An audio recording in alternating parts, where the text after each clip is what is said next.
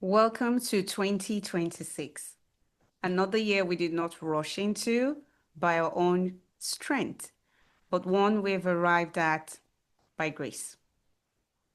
If you're listening to this feeling hopeful, tired, unsure, grateful, or all of the above, you are in the right place.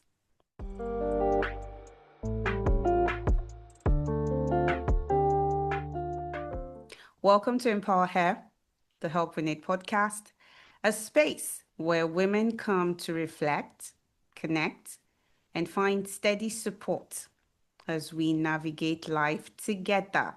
I'm your host, Fumike Moronkeji, and I'm really glad you are here.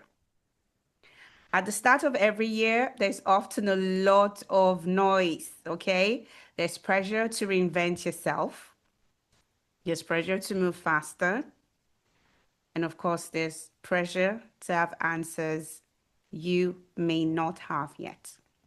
This year, this year, 2026, I don't want us to start with pressure. I want us as women to start well, not by doing more, but by paying attention.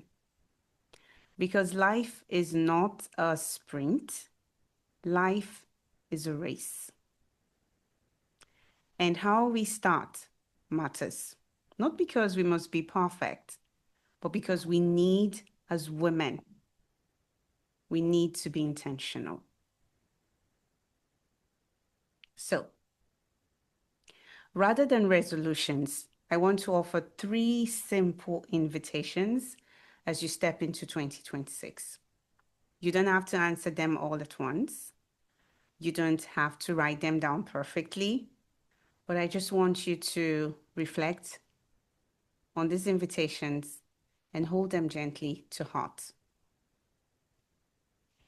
We're going to evaluate, we're going to engage, and I'll lift the last one to where we get to it.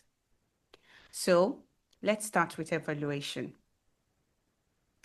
Evaluate yourself without judgment. Now, before we rush forward, if you have a pen or a paper, please get it. And if you just have your phone and you can make notes, please do, because I think this is really going to be helpful. So let's start. Pause. Okay?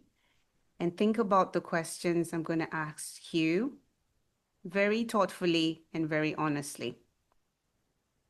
The first question: what truly worked for you last year? What was so amazing? What was something you tried and you did it well? And it might not be one thing, it might be two or more things. What was that? My second question: what drained you more than you realized?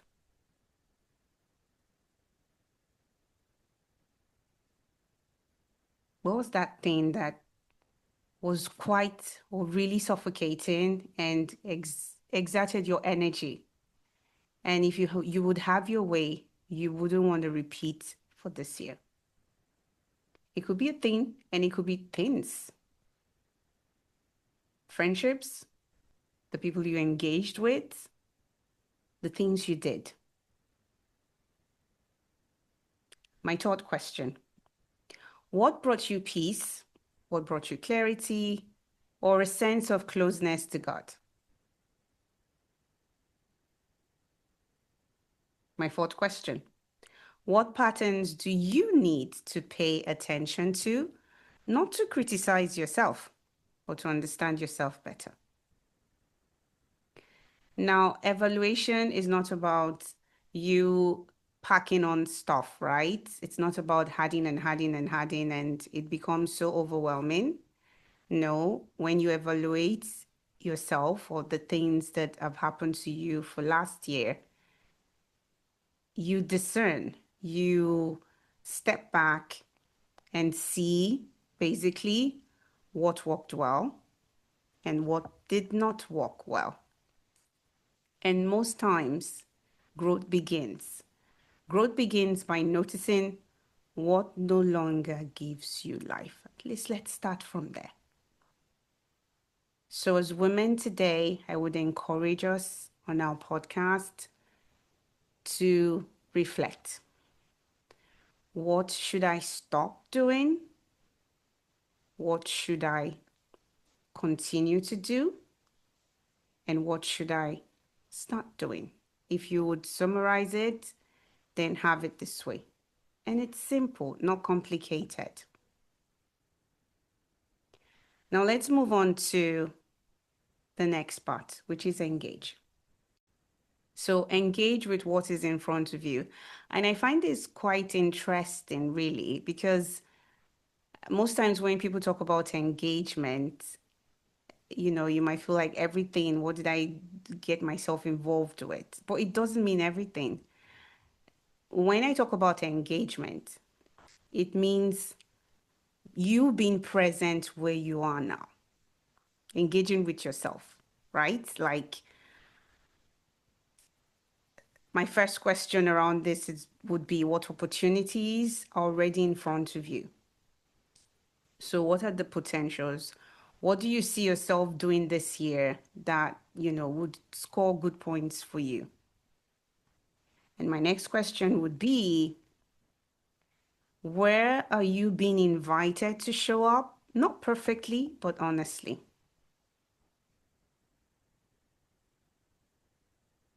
At work,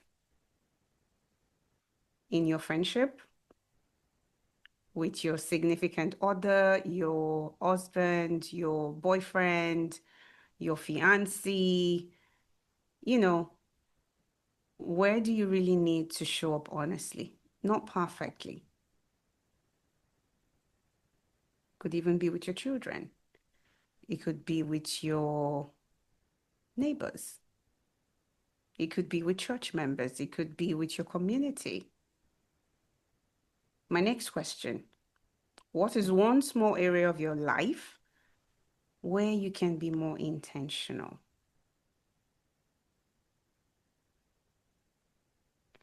Now, for us as women, some seasons in our lives call us to act, and some seasons in our lives call us to wait. So think about it. You know the season you're in now, where you need to take action, maybe where you need to just hold a bit and wait. But wisdom helps us know the difference. So do surround yourself with people that would give you wise counsel. And as you reflect on these questions, around engagement, think of it this way. I'm trying to engage with myself this year in a way that would be beneficial for me, in a way that I can be more self-aware about things that I have done well, and things that I need to work on, in a way that I'm not distracted, but in a way that I'm more focused. So that would be my suggestion for how you engage with yourself this year. And our final one for today, and I said when we get there, I will talk about it, is embrace.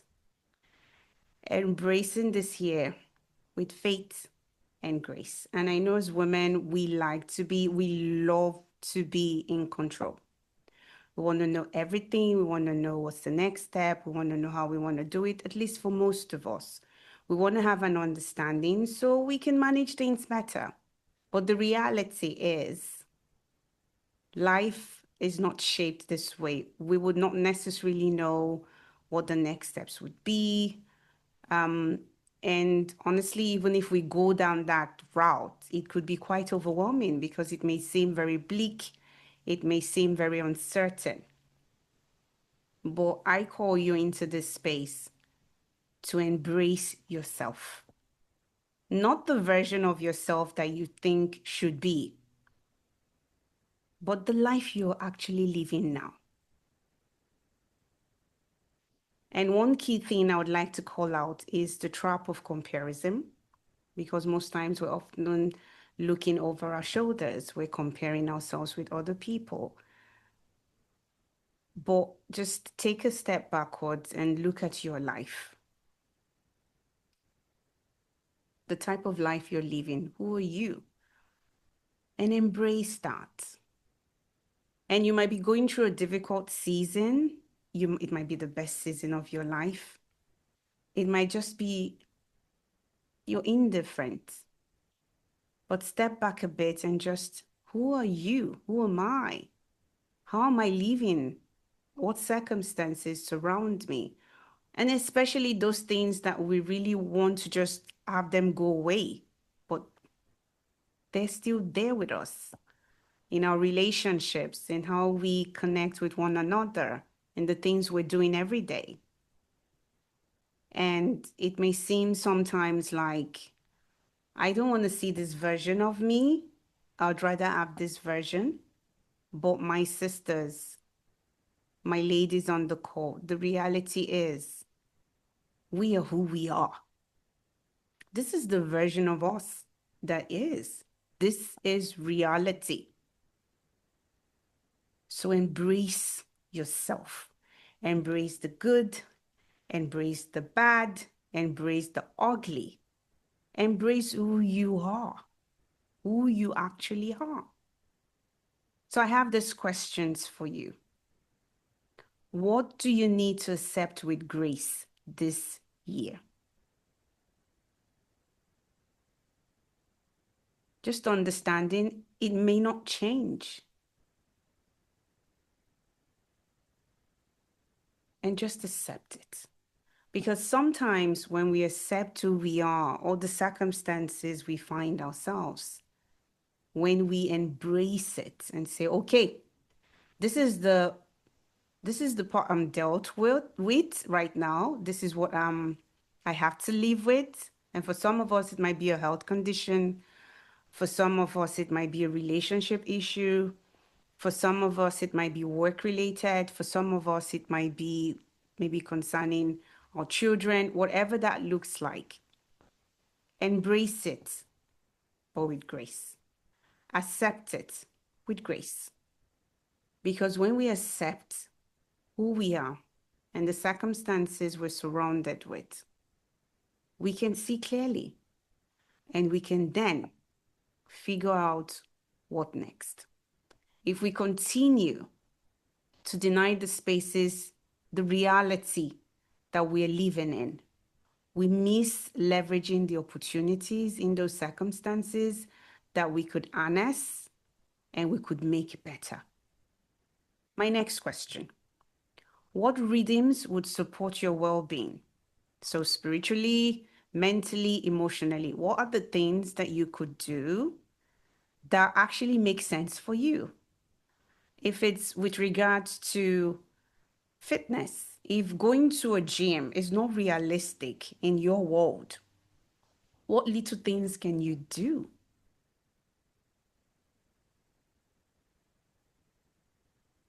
Walking around in the neighborhood, doing a few core exercises in the convenience of your room, your sitting room, anywhere convenient for you.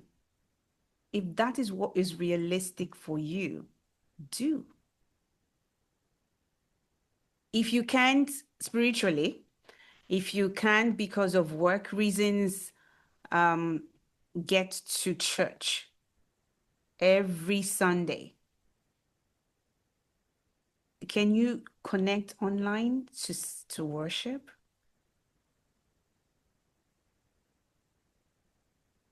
What rhythms will support your well-being this year? Not that you shouldn't go to church, but that you should look for ways that is realistic for you and you will still meet your goals and you will still do those things that really mean a lot to you. And when you accept your reality, you find ways to evolve you find ways to thrive, and you find ways to grow. My next question: where do I need to trust God more than my own timing? And I speak to this question in all sincerity and in honesty, because for some of us women who are going through very, very difficult times, this question can feel like a very heavy weight.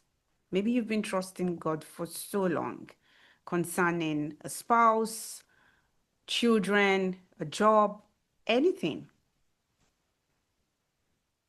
What is it? Name it again and continue to give it back to Him. And I think what is more important, especially for us women of faith, is we know that the life we live in Christ.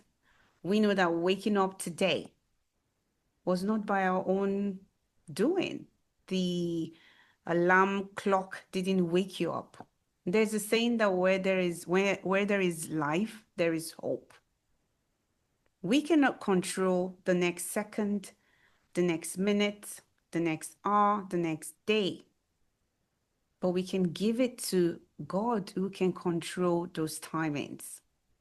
And one of the reasons why this is so important is because it allows you to be, and it allows you to be able to focus on things that you can control. And the things you can't control, you give it to God. So at least that takes the pressure off.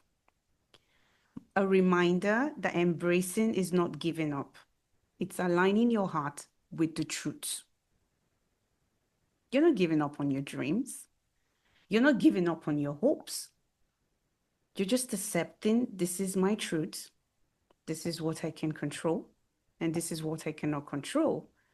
And this is what I would need or what I would do moving forward. And for many of us women, that truth is this: that God's grace is sufficient for the race ahead in 2026. 2025 was definitely, for most of us, a year full of ups and downs. But hey, we made it. We crossed over into 2026, and we are grateful for that. So don't forget the simple three invitations. I'm going to summarize again, and that's evaluate, engage, and embrace. Three simple steps: evaluate, engage, and embrace. So, what is next for us on our podcast for 2026? As we move through this year together, this podcast will continue to hold space for conversations around our 5 pillars. We will continue to talk about self-development, career growth, health and well-being, family and relationships, and of course, faith and inner life. Some episodes will be quiet reflections. Some of our episodes this year will be honest conversations with women who have walked through uncertainty and learned along the way. We know that caring is sharing and sharing is caring. And from our experiences and lived experiences, we know that we can benefit one another. So, on our podcast, it's all about doing it together, but not having it all together. It's about learning to walk wisely together. As we begin 2026, my invitation to all of us is simple. Don't rush your becoming. This is what I want to do. This is where I want to go. This is where I want to be. Don't ignore your weariness. This is the challenges I'm carrying. This is the stress I have. This is the difficulties that I'm currently facing. Don't ignore those because they're part of who you are. And more importantly, don't walk alone. We thrive in community. We thrive where there's wise counsel. We thrive together. We lift each other up. We continue to support one another. Remember, those spaces, those communities where you thrive, where you grow, where you're supported, continue to leverage those communities. Stay connected to yourself. You know when you're not feeling okay. Take care of yourself. You know when you're at the best peak of your day. Focus your energy on doing things that are productive during those times. You know when your strength is failing, when you're down. Then don't do things that require accountability or that require that you know, work during those times. Plan yourself, organize yourself, and leverage your strengths so that you can be a better person this year. And of course, don't forget to remain in this community. And if this space supports you, I invite you to continue to work with us this year. Listen, reflect, and of course, don't forget to share and celebrate your wins. So may this year begin not with pressure, ladies, but with clarity. May this year for us not begin with fear, but with faith, with hope, with expectation, one day at a time, one step at a time. May this year for us, ladies, not begin with striving, but with intention, because intention drives purpose. Welcome to 2026. We are starting well together. And thank you for being part of the Empower Her, the Help We Need podcast. Stay tuned for more episodes on living your best lives. Until our next episode, continue to stay empowered and remember to empower her.